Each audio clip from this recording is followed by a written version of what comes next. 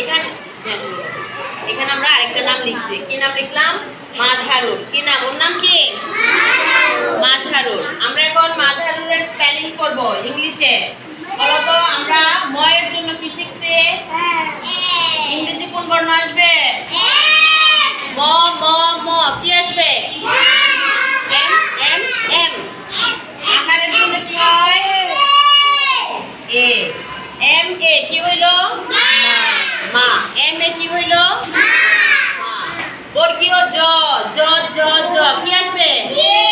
J J.